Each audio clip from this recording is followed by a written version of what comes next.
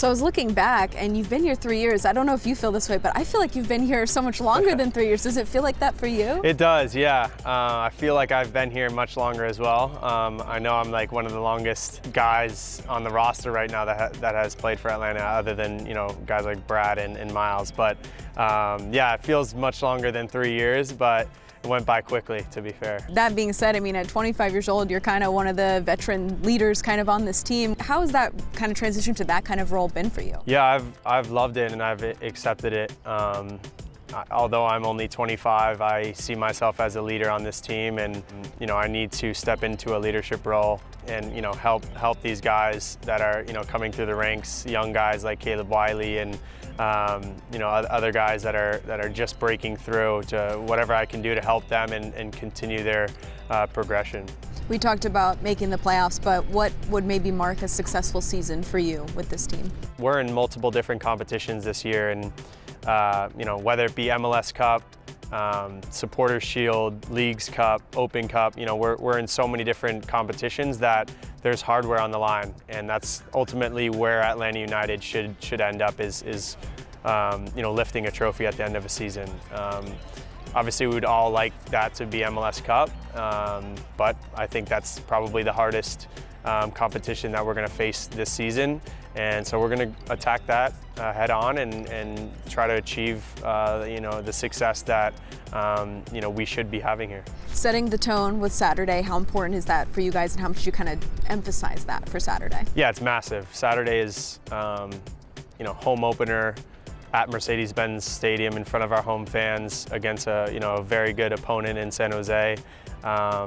But it's you want to start the year off on a good note and with a win. So that's the only thing that we're focused on, is getting a win on Saturday. Outside of the win, is there something that you're hoping to accomplish with this first match?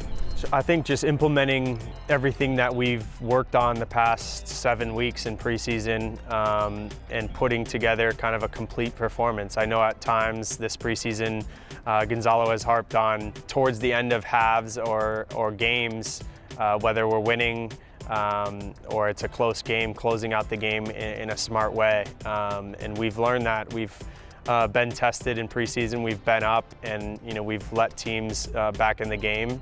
And that's something that we need to continue to grow and improve. So that's is something that we're going to try to work on Saturday. You said last year that it was unacceptable that you guys didn't make the playoffs. What do you think is different about this team this year going into this season that's going to help you guys achieve that goal? Yeah, I think just the environment and the camaraderie in the locker room is very, very strong this year. You could see a major difference from last season and previous seasons that I've played for the club. The culture that we've developed this preseason has been the best since I've been here. And credit to Gonzalo and the coaching staff and everyone in the front office, bringing in players that are willing to buy into that philosophy and be team first kind of guys. What does that look like as far as, do you guys just kind of go play video games together, go eat? I mean, is that kind of where that comes from?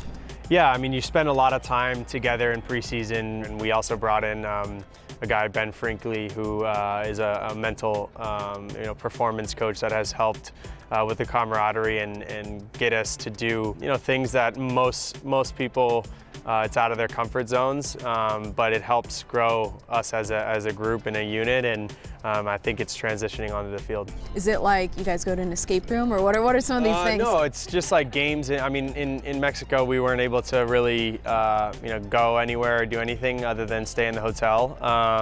So he came up with great, games that we would play as a team. We had an entire team rock, paper, scissors competition. I know Peralta won. Peralta beat Amar in Mexico City, but he's from Mexico, so he was on home turf. I feel like it was a little unfair. Is there still trash talked about that? Yeah, he if you mention it to Juan, he will say that he's the main rock, paper, scissors champ in the team.